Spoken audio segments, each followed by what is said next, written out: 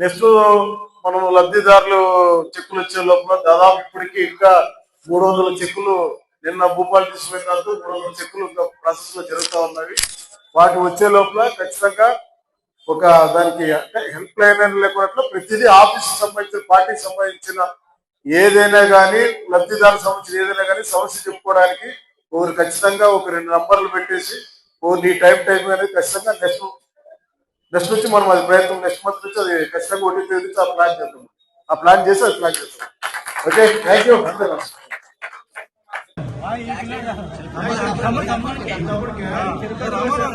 Tirupati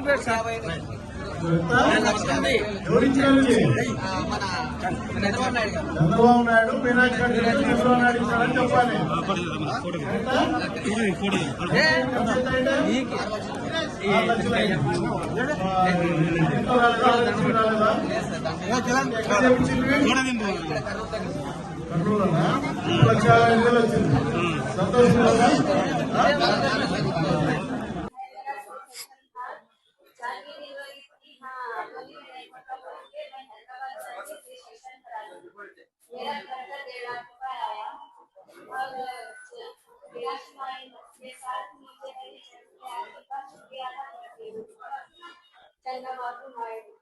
Thank you, ma'am.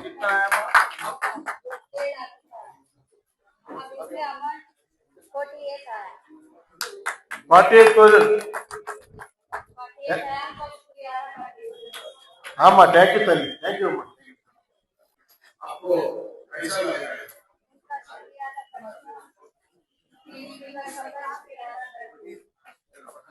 Hello guys, आपको जरूर याद करेंगे.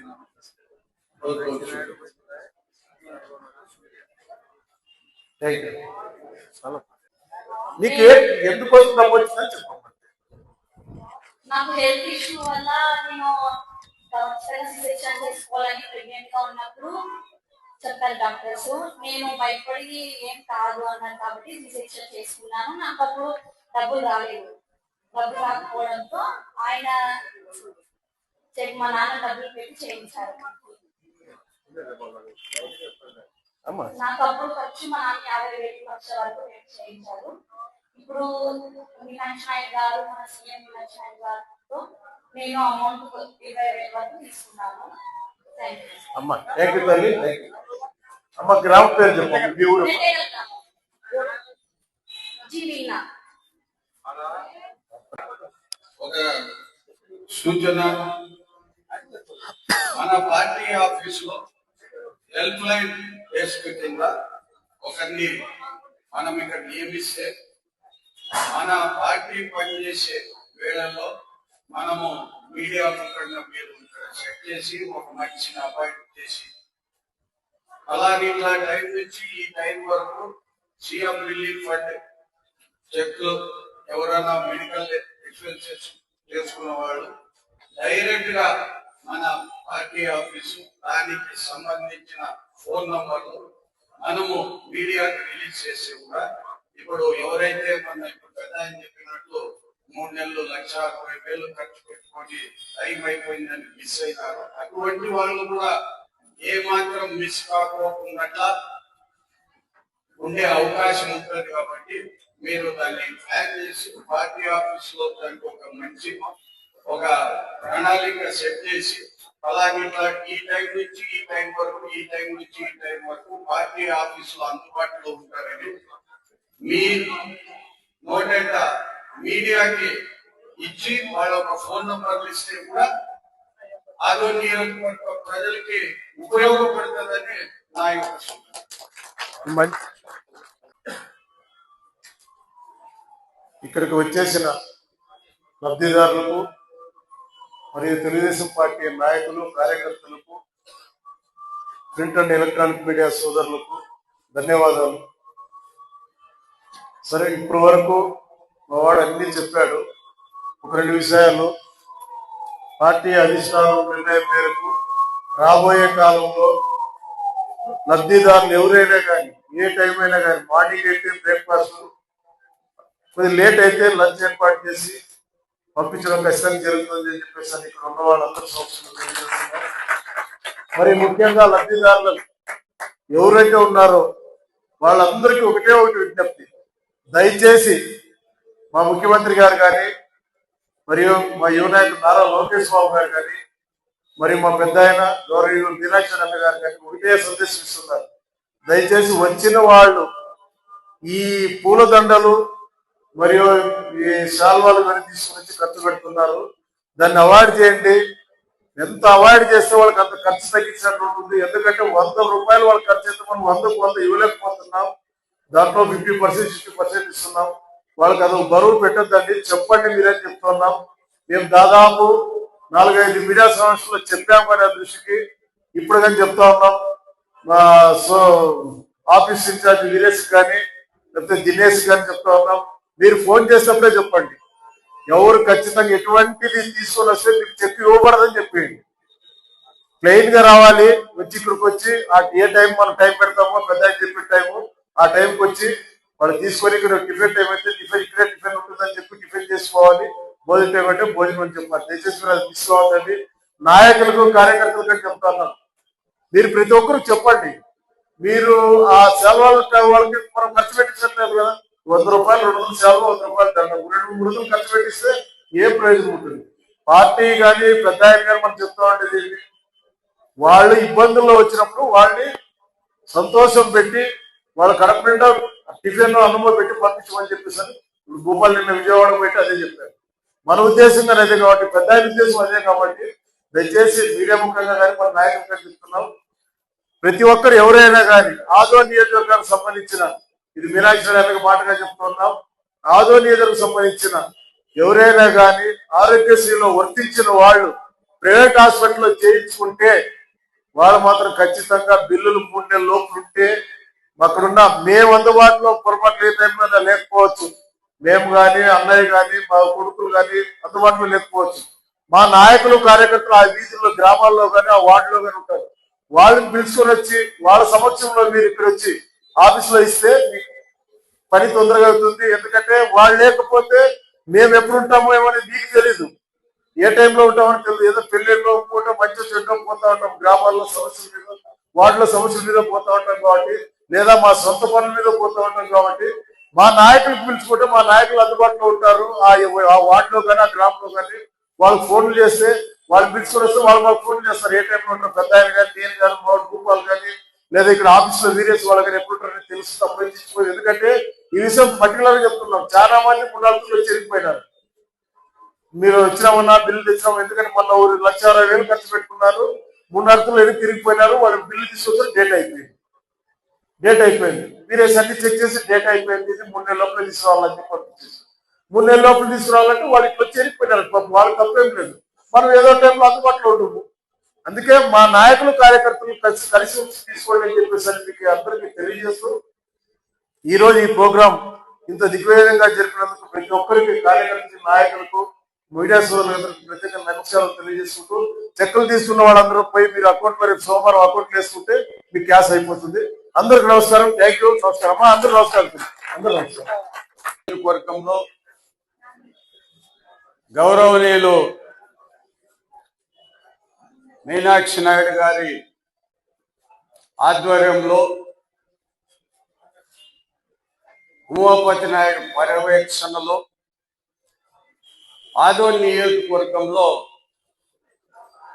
బడుగు బలహీన వర్గాలకి పేద వర్గాలకి ప్రతి ఒక్కరికి ఎటువంటి ఇబ్బంది వచ్చినా కూడా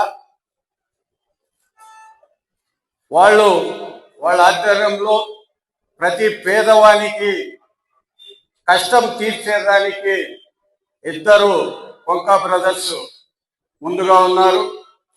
వాళ్ళని అనుసరించి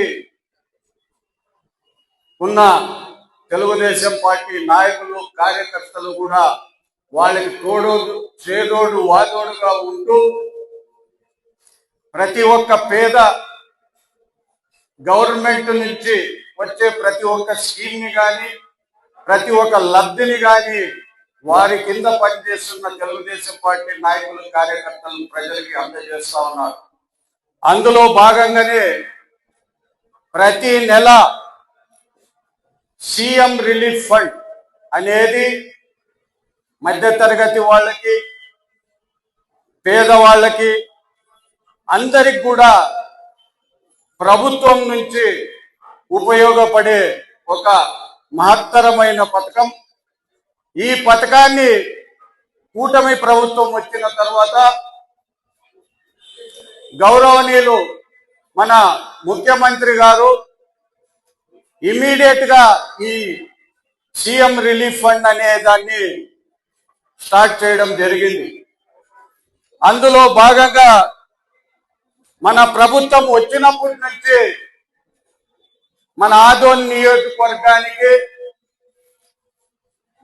నేను మొన్న ఈ సీఎం రిలీఫ్ ఫండ్ చెక్కులు తీసుకునే దానికి నేనే విజయవాడకి వెళ్ళాను.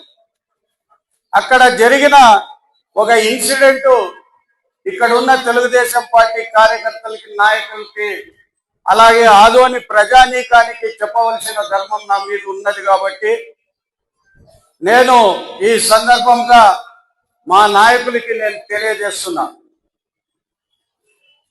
వాళ్ళు ఈ సీఎం రిలీఫ్ ఫండ్ అనే కార్యక్రమాన్ని ప్రభుత్వము చాలా ప్రతిష్టాత్మకంగా తీసుకున్నది.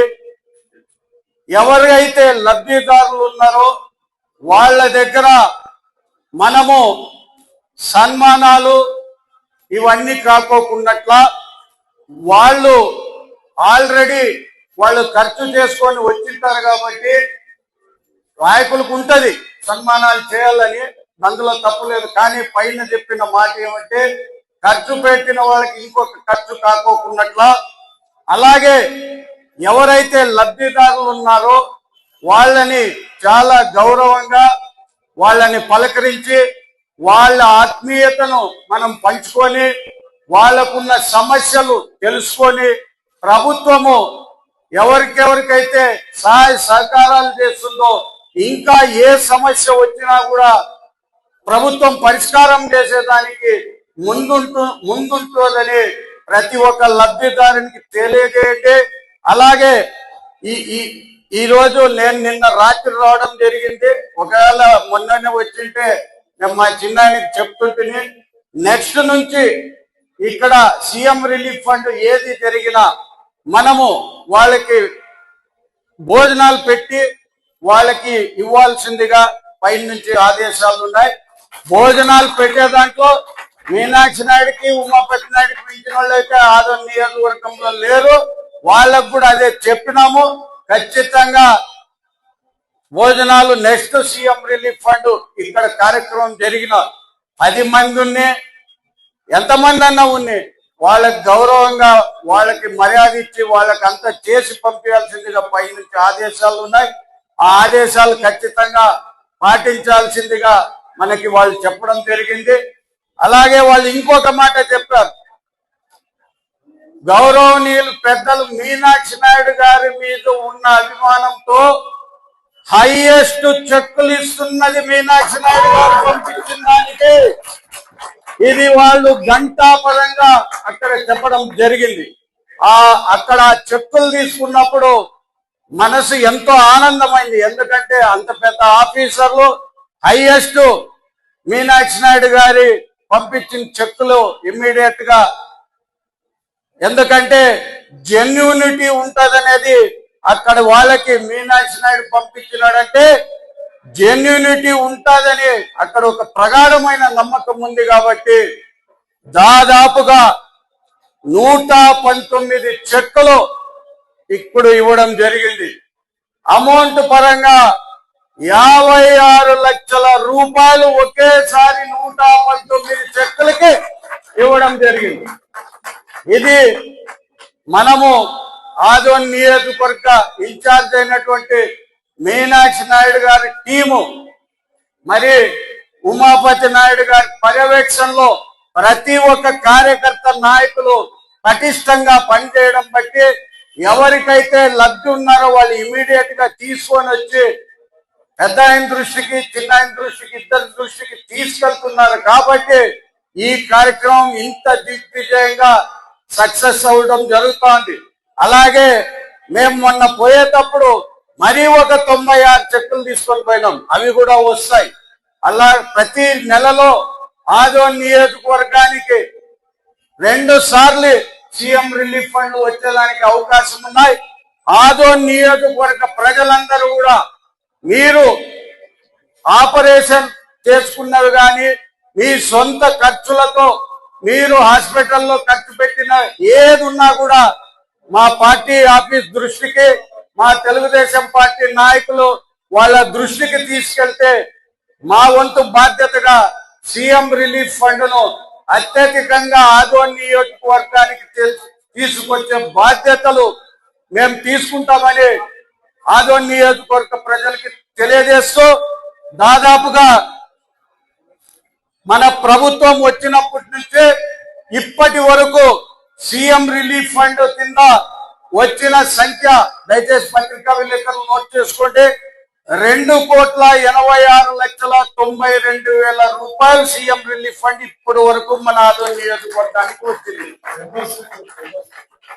అలాగే గతంలో ఇచ్చే వరకు 912 మంది లబ్ధిదారులు ఆదోని నియోజకవర్గంలో ఇవ్వడం జరిగింది. ఈ 119తో కలిపి 1031 మంది ఆదోని నియోజకవర్గంలో సీఎం రిలీఫ్ ఫండ్ కింద లబ్ధిదారులు జరగడం జరిగింది తెలుగుదేశం పార్టీ తరఫున. మళ్ళా కూటమిలో ఎమ్మెల్యే గారు ఆయన పంపించినవి అవి కూడా సపరేట్ ఉన్నాయి. అందుకే కూటమి ప్రభుత్వం ఎప్పుడు కూడా పేద, మధ్య తరగతి, బడుగు బలహీన వర్గాల వైపు ఉంటుంది. ఖచ్చితంగా ఇప్పటి నుంచి కూడా ఇంకా ఎవరన్నా